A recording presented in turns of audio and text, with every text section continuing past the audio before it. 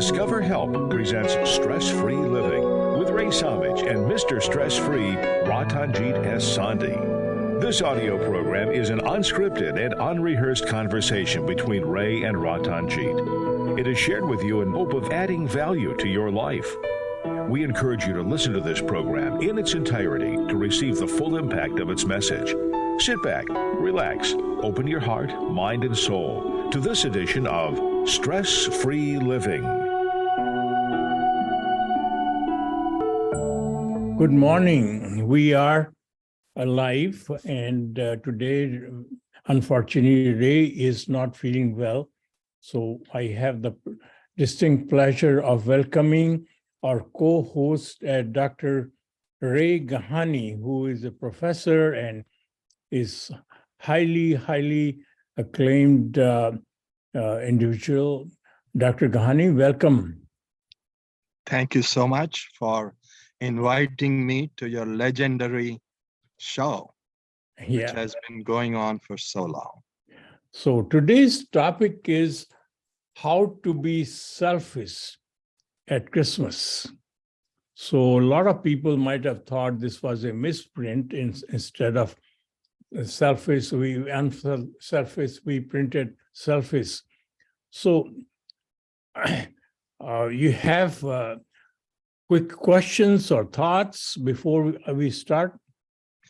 Well, first of all, I must say that I feel awed by filling in the position of Ray, who I always enjoyed his prompts and intriguing query and curious mind.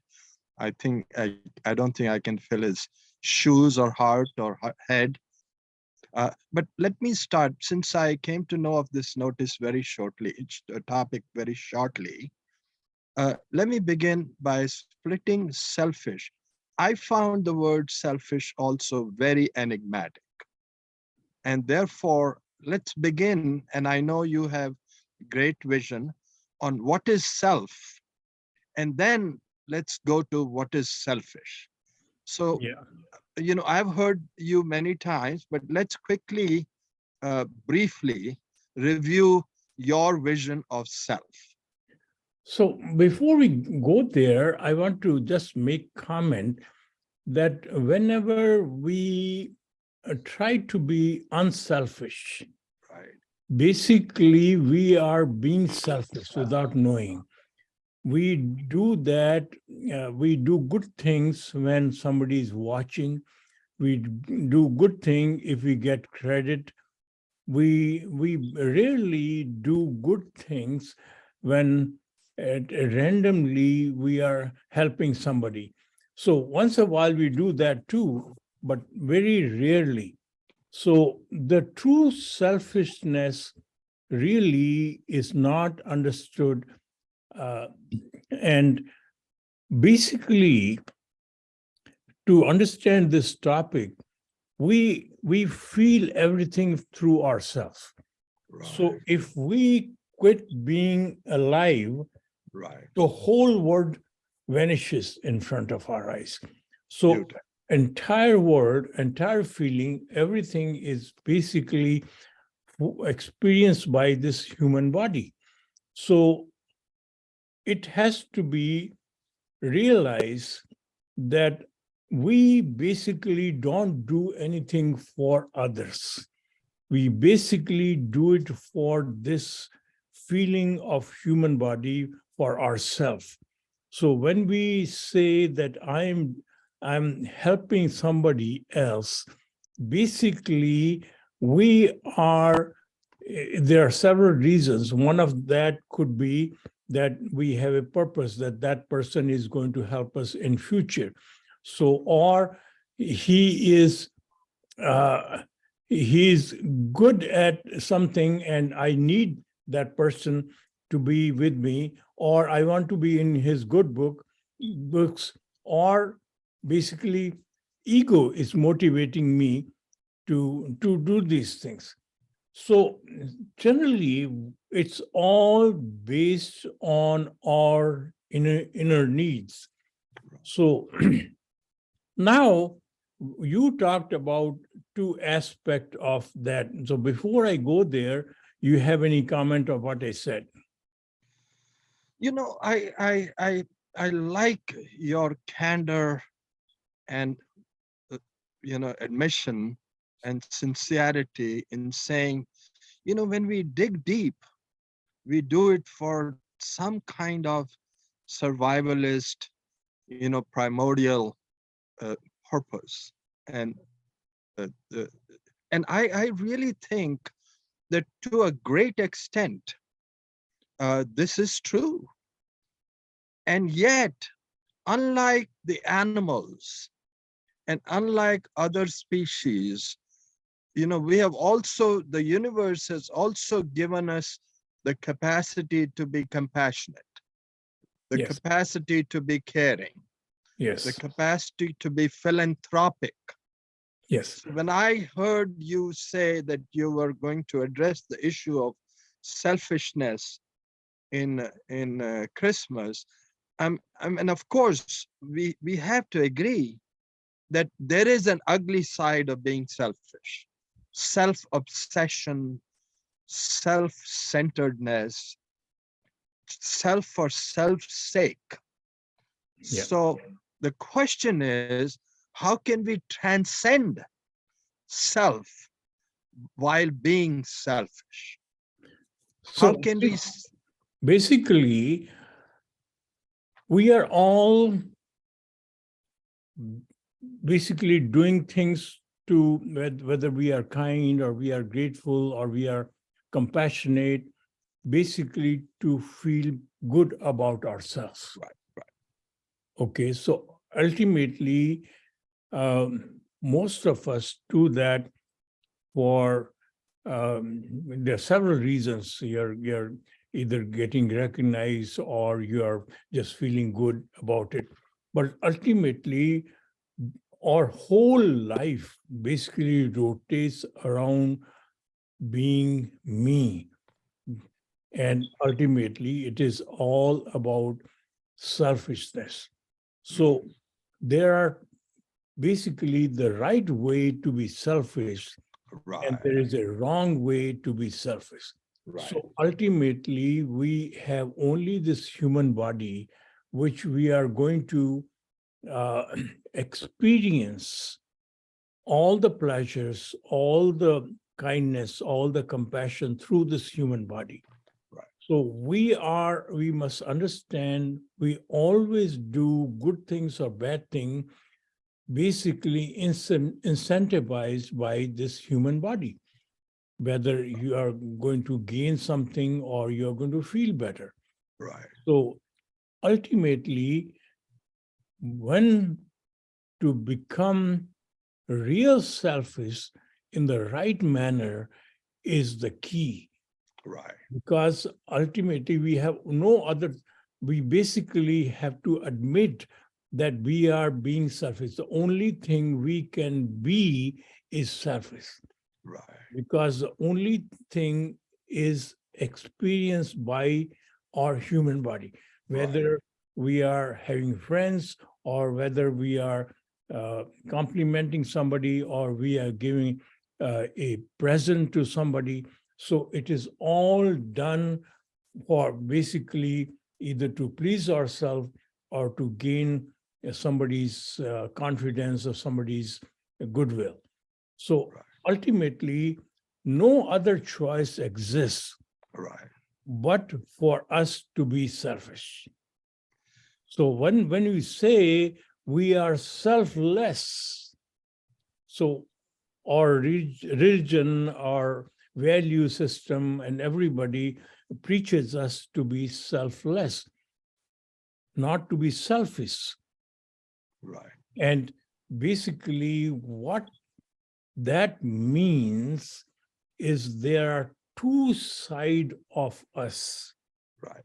One is the five senses driven this human body. Right. Right.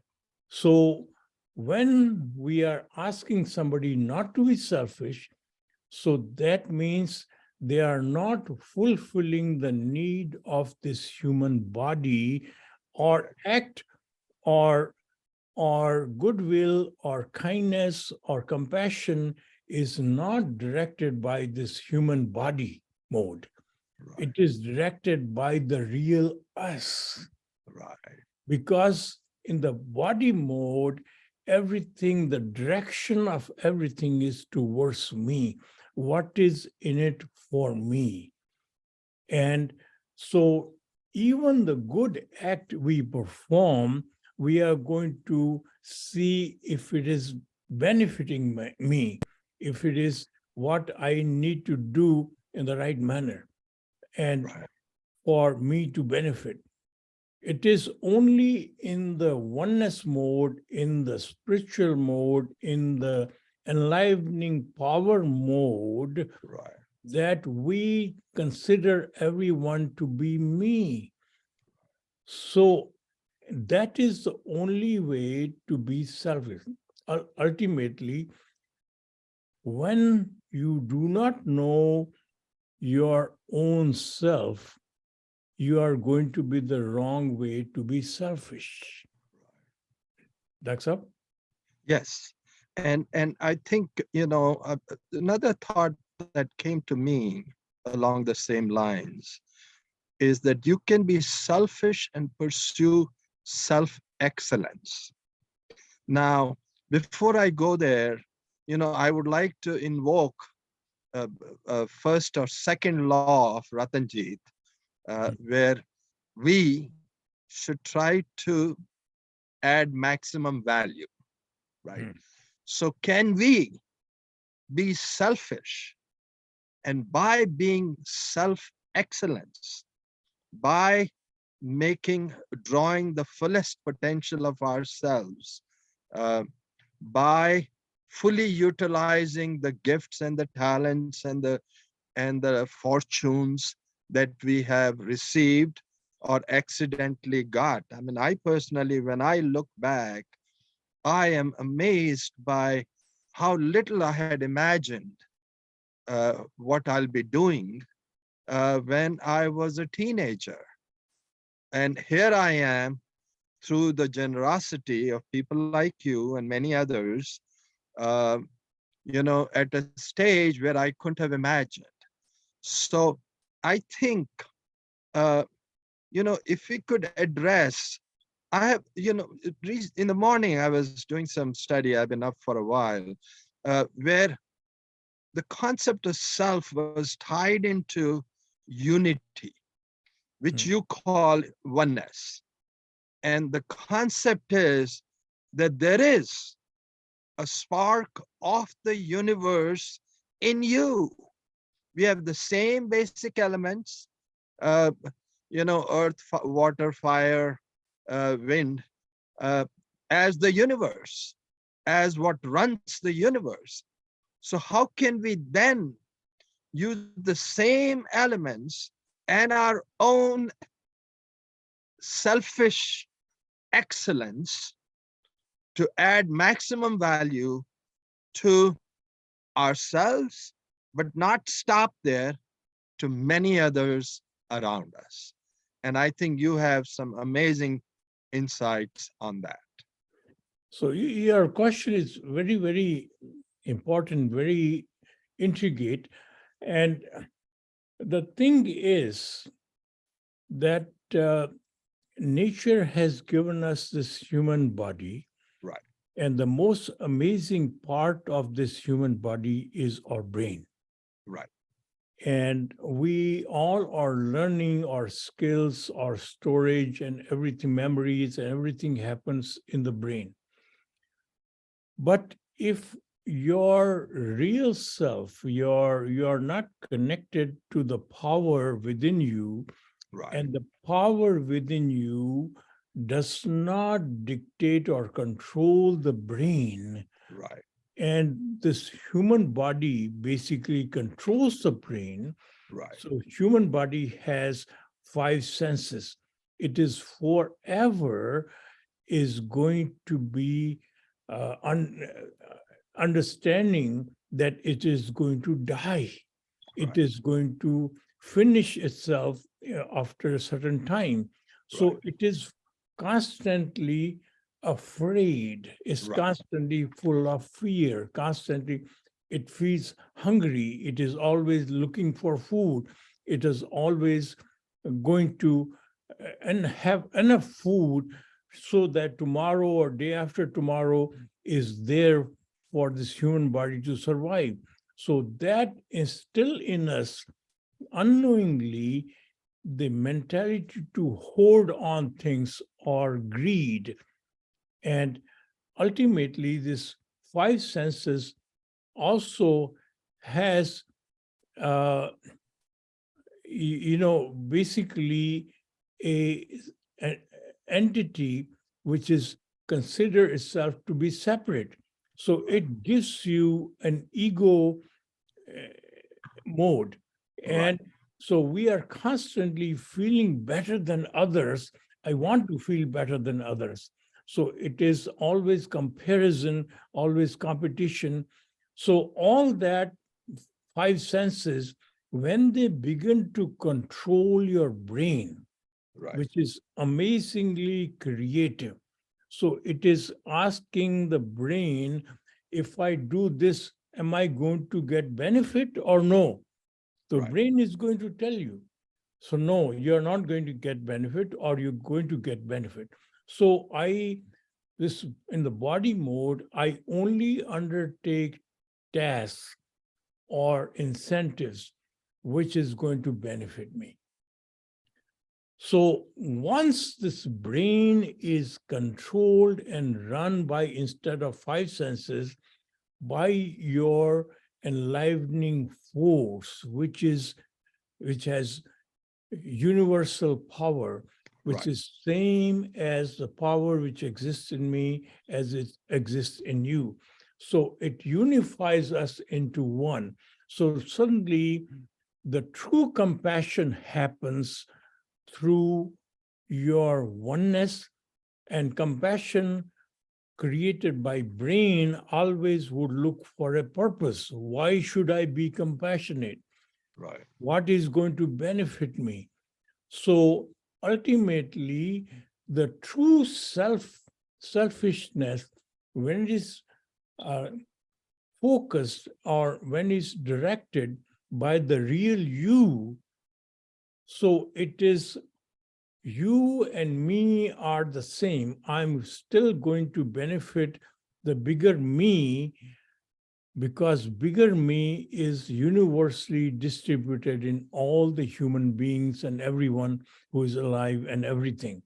So ultimately, my mind is going to be asked by this divine force in me, figure out a way of ultimately benefiting all, because I only can be selfish if I protect my being which exists in everyone. So there are two kinds of selfishness. Right. One is the brain or five senses oriented selfishness, which is Body. only remain focused on this one human body. Right. What is good for this one human body, your human body. So when selfishness is directed by the enlivening force, the me becomes distributed in everything else. Right. I am still looking to serve me, but now me exists in everything around me. So before we go further, I think we need to take a break. So should we will be right back after this break. Thank you so much. Thank you so much. So in the spirit of Ray, since I'm imitating Ray, fellow participants, do you have any thought that might have been triggered by our preliminary discussion? I hope Yeah, that. I feel we should explain more on how are we better than others. Is that an illusion, or is it our only concept, or because we cannot think how the others are feeling? We can only think of what we are feeling. Right. And with a more of explanation on selfish versus, and you raised a very important point of self-excellence. We should have more explanation on that. Okay, good.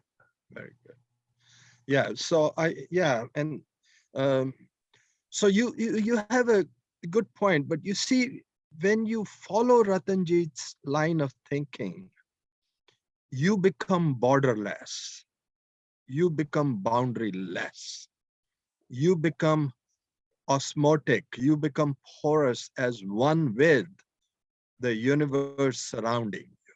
So And that's where the hold that empathy hold that thought and share that in our radio talk, because that's a very important point you're bringing. Okay. And then, as you rightly brought out, that self-excellence is important. And I'm also going to bring in this concept of very Americana concept of self-reliance, which, people in both East and West have used. So I think we can dig deeper and deeper into how to operationalize this being selfish in a richer, wider way. Very good. So we are getting back on air. So we are back on air, and thank you so much. We have some discussion with our Zoom audience. And Dr. Saab, if you want to go ahead, what you were saying. Yes. So we had a wonderful observation by Dr. Jagatjit saying that if we are focusing on ourselves, do we really know what others are? And one of my thought on this was that with this new, wider definition of me with not a small m, but me with a big M, we become borderless. We become boundaryless. We become universal. We become porous and osmosis, and we become connected, as our dear speaker Ratanjit Ji has millions of times asserted. We become part of that oneness. Is that the right way to explore how we can empathize with the other? Yeah, automatically, what happens is when you consider others part of you. Right. So it is like, instead of taking revenge, instead of judging them, instead of, you have basic feeling of compassion, kindness, and service. And it's my old example is when somebody has done ill to you, typical in the body mode, brain is going to park you into revenge mode. So Right. you want to show that person a lesson. So in oneness mode, you think differently. In oneness mode, if you consider yourself as if you are hammering a nail in the piece of furniture or somewhere, and accidentally your attention got away and you hit your thumb. Right. And now what happens is, thumb is bleeding, you have pain, you have suffering. So you are not going to end up swinging the left hand, right hand, which hit you, and you are going to console it, you're going to repair it, you're going to, make sure that it is healed properly. So similarly, when somebody is mad and upset and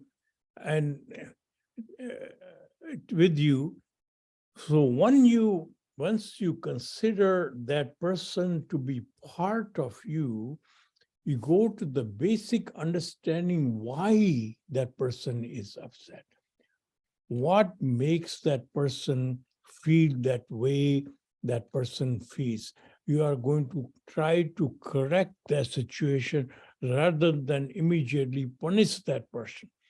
Because when you punish somebody, you harden that person into a more criminal way because they want to take revenge.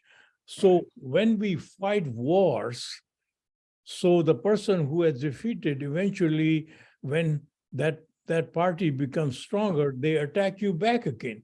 So this keeps on going to and fro. You never achieve peace. We only achieve peace through understanding and through loving.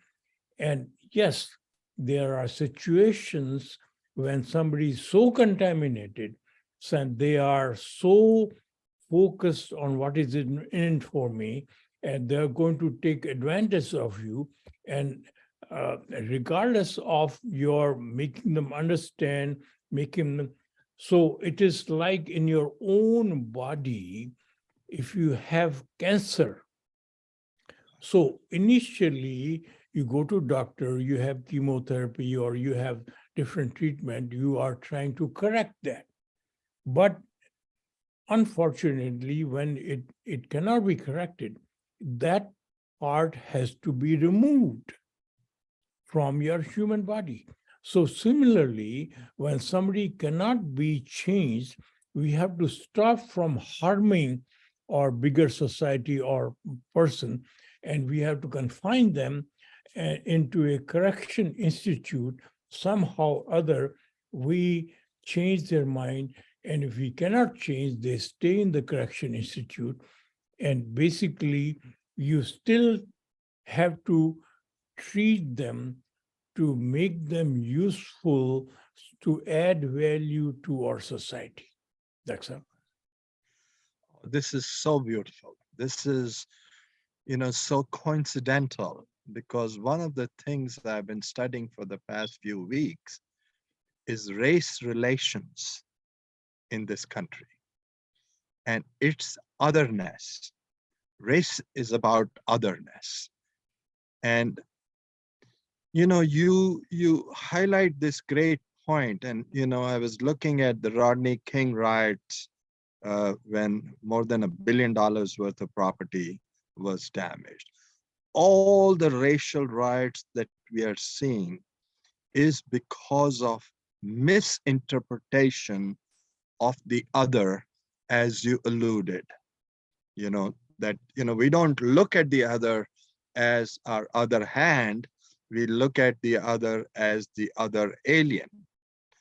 So can you, this is a little digression, but I think there is an enormous learning point here as to how this selfishness can also help us in the long run with our race relations, our racial harmony. Do you feel that the two are connected? And Yes, they can we? are connected. What happens is when you have given them initial education, which is given to you by your parents, by your family, and then when you go to school, and when you go to college, and you go to society. So constantly, you are given this erroneous information that you are separate. Right. What is your name? Right. What is your race? What is your color? What is your religion?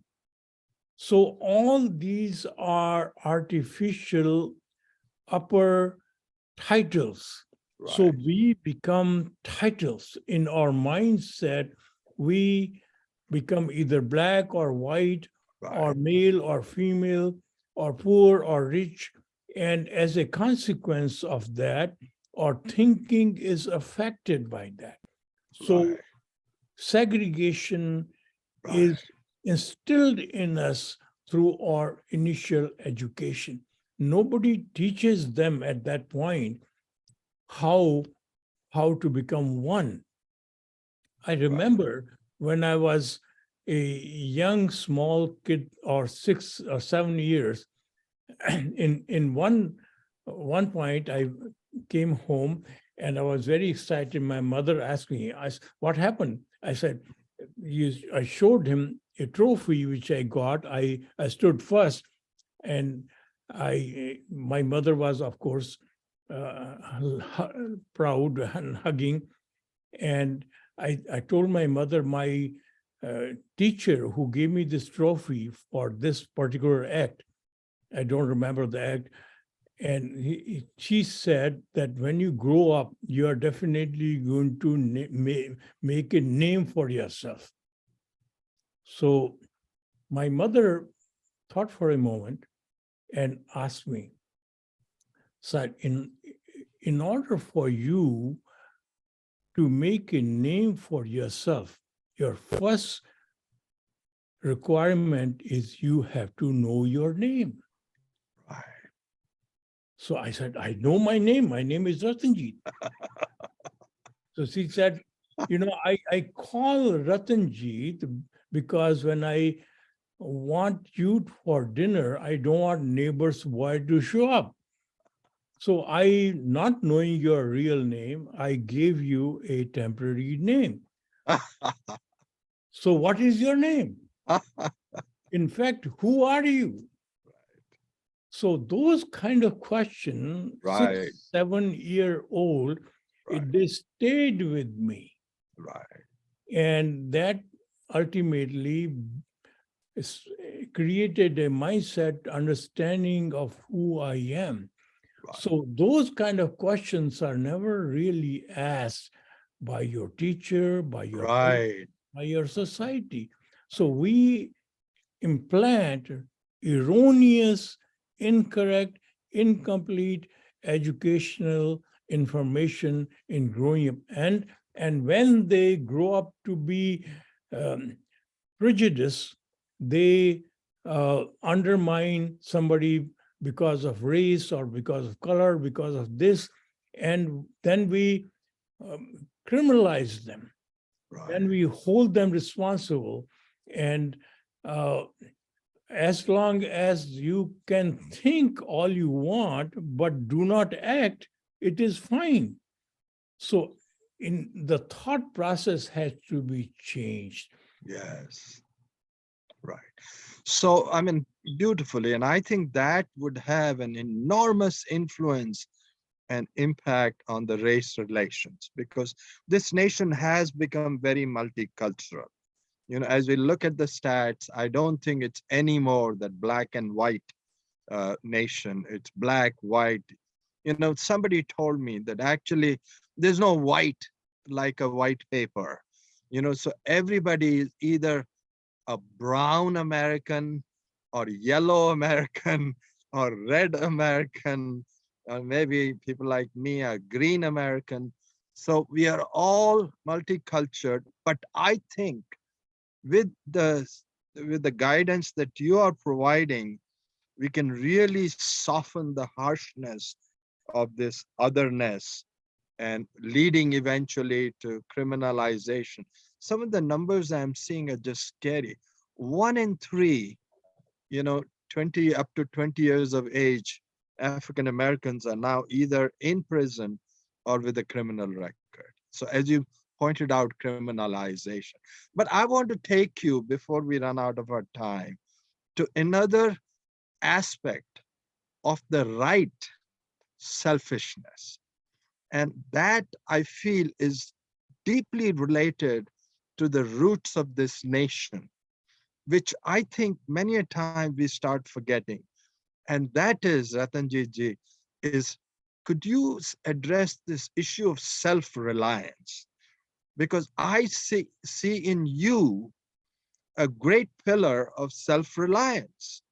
And I really think, going back to everything else we have discussed about, the wrong side of being selfishness, if you could also instill this self-reliance, will it help to the right side of being selfish at this Christmas time? So self-reliance is a amazing aspect of our brain power, Mm, thinking, mm, or understanding. So what happens is that right now our self-reliance is based on my title, my values, my Right. money, Right. my education, my these things. So all these window decoration around me, my somehow or other, I feel I'm self-reliant. Right. So ultimately, when these things are taken away from you, Right. so your self-reliance reduces, Right. because we do not have the true self-reliance. Right. Now, there is another side of our humanity. So when you see a CEO of a company, and under that CEO, there is a head of departments. Right. And generally, the head of departments have more understanding of their subject, their uh, field than the CEO. Right. But like a CEO, the head of the Department of Finance would know more about finance, head of Department of Research more about research, head of Department of Production knows about production. Why she is a CEO? Right. Actually, the CEO is the least qualified of all these people surrounding that CEO. So ultimately, the most confident person in that company generally is the CEO. Right. Why the self-reliant of the CEO is higher Right. than anybody else? It's the strategic self-reliance. Yes. Because what happens is in oneness mode, everybody, my self-reliance is distributed in amongst everyone else. Beautiful. Yes. So until I have the CEO generally has, what is CEO has, what these department heads do not have. CEO has a vision of adding the highest value through either a product or service Right. to the society. Right. And that vision is conveyed to all these head of departments. They conduct the ultimate function to have them together on the same purpose. So similarly, when my mission of life becomes adding the highest value, I have to understand, yes, I have brain, I have talents, I have knowledge, I can add value, but they are limited. The limitlessness comes only when I form a team of people of different talents and combine their team effort to add value. So before we go further, we have to take another break. And so we will be right back once we finish this break. Thank you.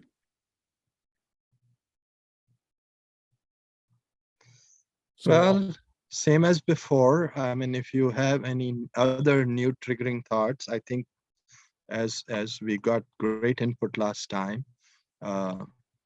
we can ponder over those. Dr. March, we haven't heard from you.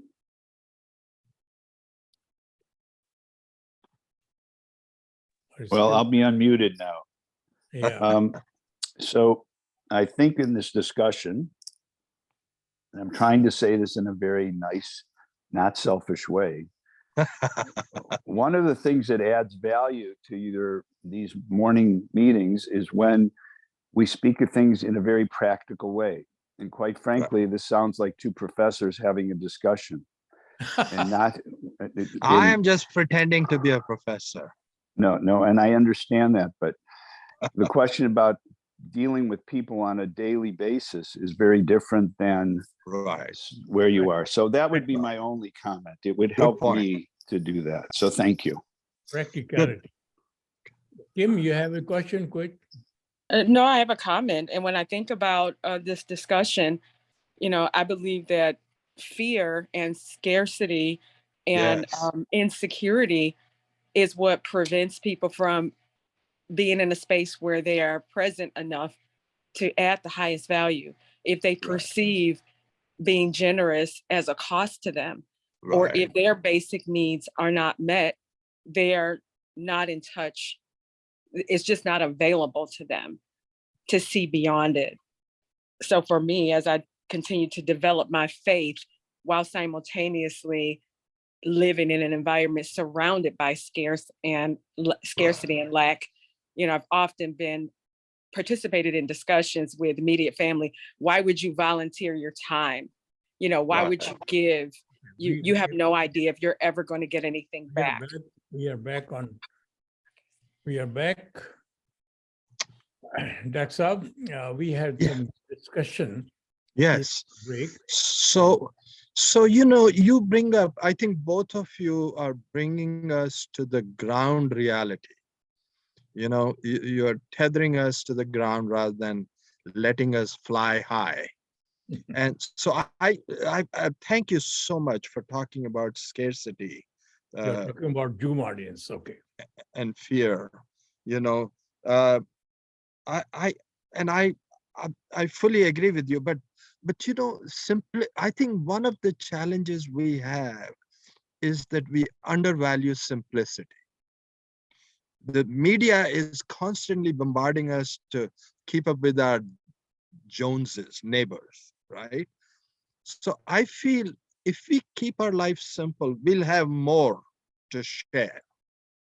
And as all of us have more to share, I think there'll be a more abundance, as Ratanjit ji has mentioned. Now, the other aspect, Dr. March's point is also very well taken. You can't drive a car and start flying, so we got to get back to the ground. And I also was thinking along the same lines.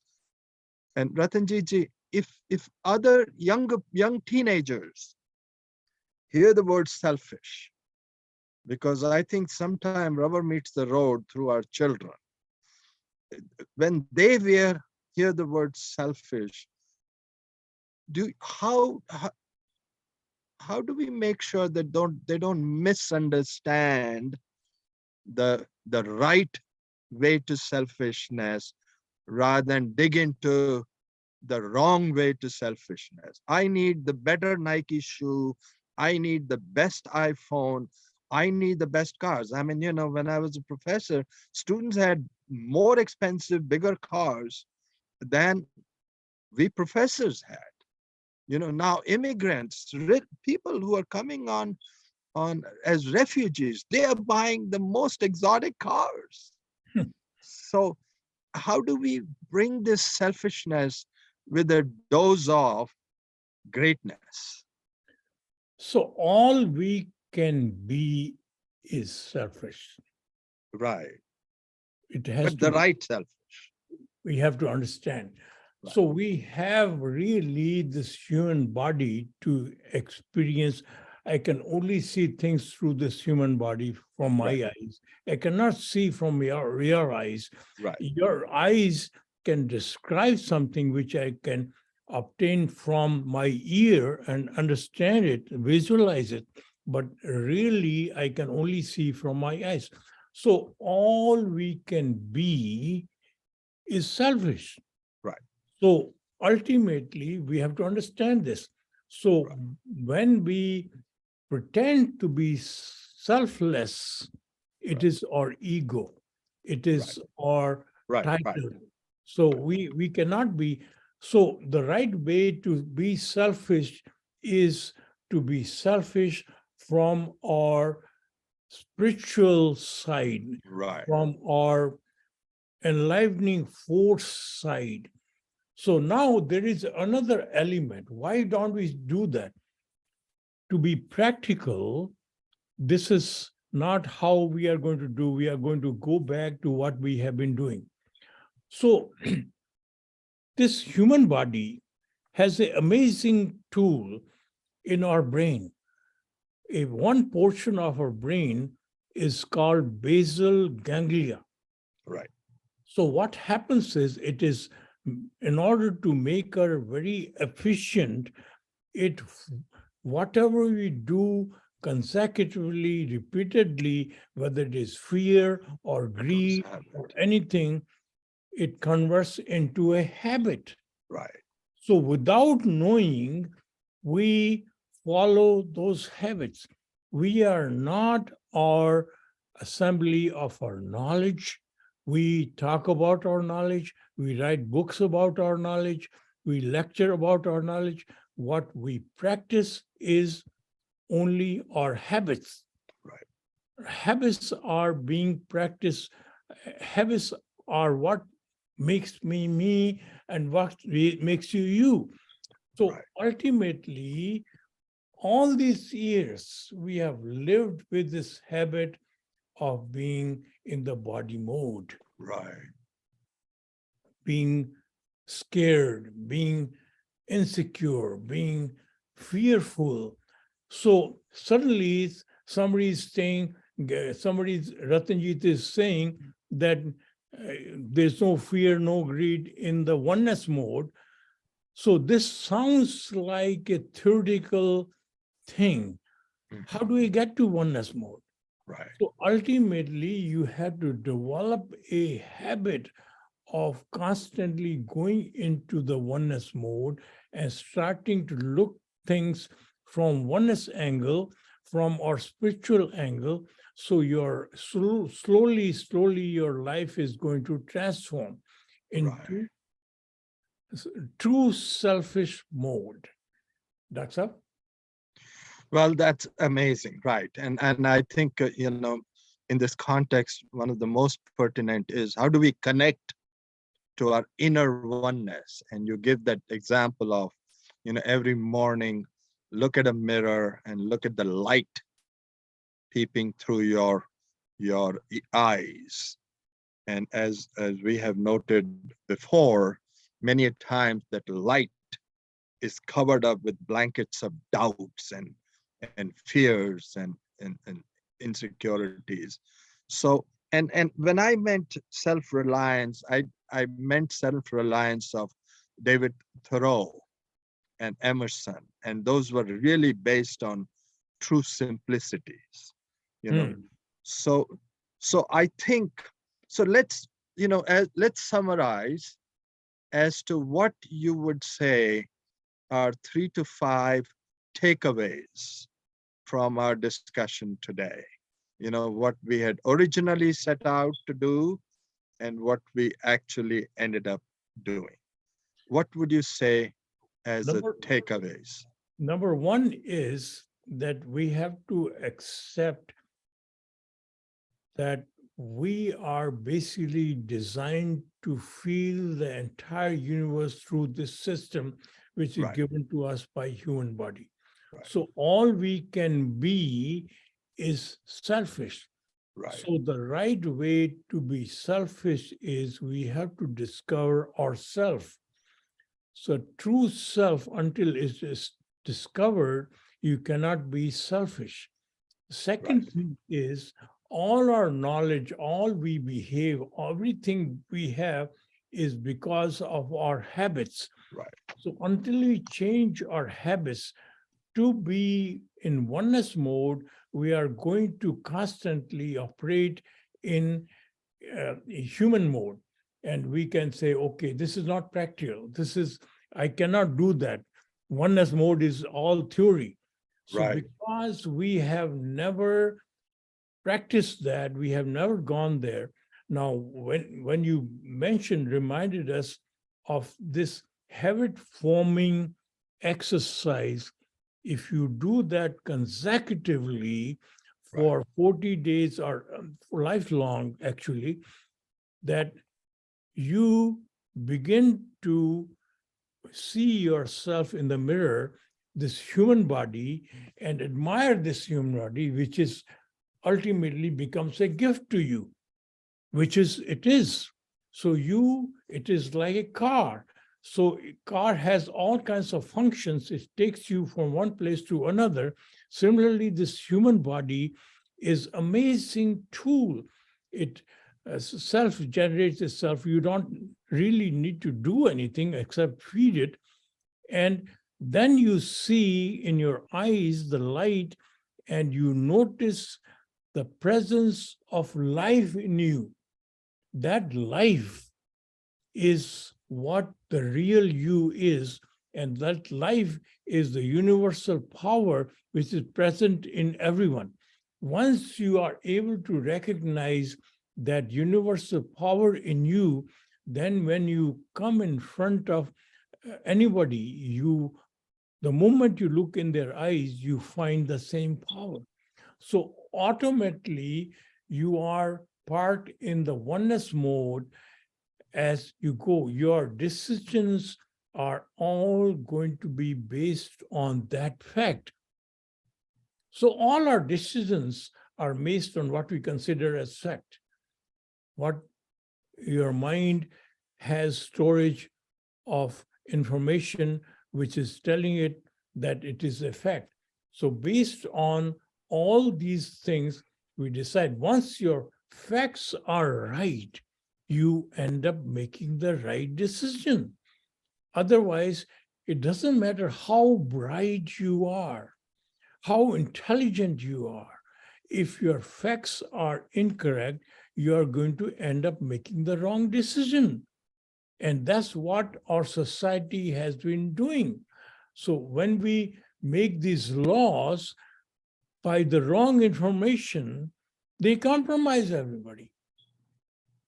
So until we understand, we have no choice but to have the right information, to understand our real self. Otherwise, we are going to live a very marginal life. This Illusion. Yes. Go ahead. All right. So I hope that with this short discussion, we will all have a very merry, selfish Christmas, Kwanzaa, Hanukkah, Diwali, and happy holidays. Any other last minute thoughts from anyone for the good of the house? Yeah, people have asked me constantly, you are a Sikh, your religion is different. How come you are celebrating Diwali? When you Right. visit our house, it's like a Christmas Disneyland. I'm sorry I didn't mention that. Yes. So ultimately, we celebrate the goodness in everything. Right. We are basically, whether it is Hanukkah or whether it's Diwali or whether it's Christmas, we celebrate, we find the goodness in every possible thing, and we celebrate the goodness. And religions are man-made. We are all basically one. So ultimately, we have to realize that fact of life and trust and all these other laws would give us our color or gender or this thing. They'll define us, but they are not defining us in the correct manner. Right. We thank you very much, and it is almost time to say goodbye. And hope you had an enjoyable time and a valuable experience. Merry Christmas to all.